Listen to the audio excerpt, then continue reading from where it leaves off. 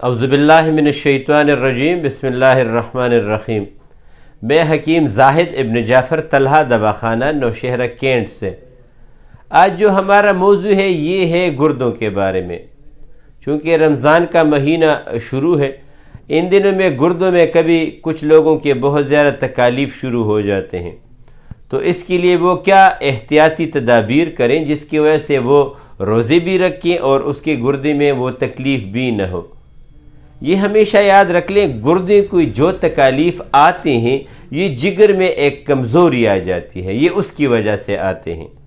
تو اس کے لیے بہتر یہ ہے کہ اگر آپ کی گردوں میں درد بہت زیادہ ہوتا ہے یا اس میں سوجن آ جاتی ہے یا دونوں گردوں والے سائڈ پہ اگر درد شروع ہو جائے، تو اگر آپ کے پاس کوئی بھی چیز نہ ہو تو آپ اس طرح کر لیں کہ ایک گلاس گرم پانی میں 1 چمچ صرف شہد ڈال کے وہ پینا شروع کر دے صبح نہار پیٹ اور رات کو کھانا کھانے کے 40-50 منٹ کے بعد۔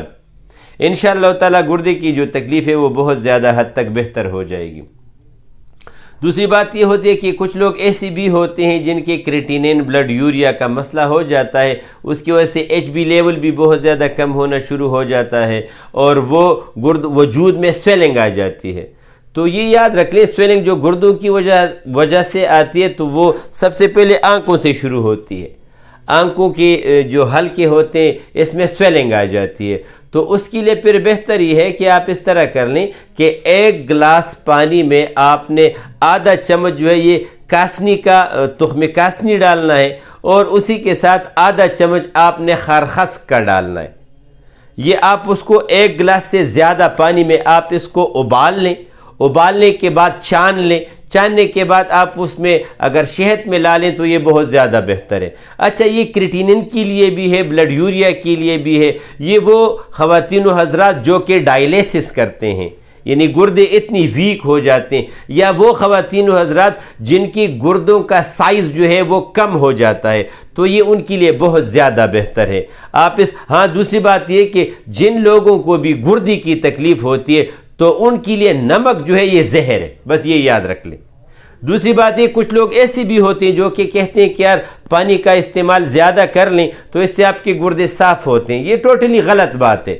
جب گردوں میں انفیکشن ہو جاتا ہے یا جب گردے میں مسئلے پیدا ہو جاتے ہیں یا جو لوگ ڈائلیسس کرتے ہیں تو اس کو چمچ کے ذریعے پانی دیا جاتا ہے، تو یہ اس ایک بات کا تو ذہن سے یہ بالکل کنفرم نکال لیں کہ زیادہ پانی پینے سے گردے صاف ہوتے ہیں۔ یہ بات بالکل غلط ہے، 100% غلط ہے۔ جب آپ ٹھیک بھی ہو، قرآن میں اللہ تعالیٰ فرماتے ہیں کہ جب آپ کو ضرورت ہوتی ہے تو آپ کھاؤ اور اس کے بعد آپ پیو۔ تو یہ قرآن کی یہ آیت اپنے ساتھ رکھ لی۔ چائنیز والے پہ نہ جائے کہ وہ کہتے ہیں کہ 3 کلو پانی پی، تو یہ ویسی باتیں، ٹھیک ہے۔ تو یہ اس ایک بات کا۔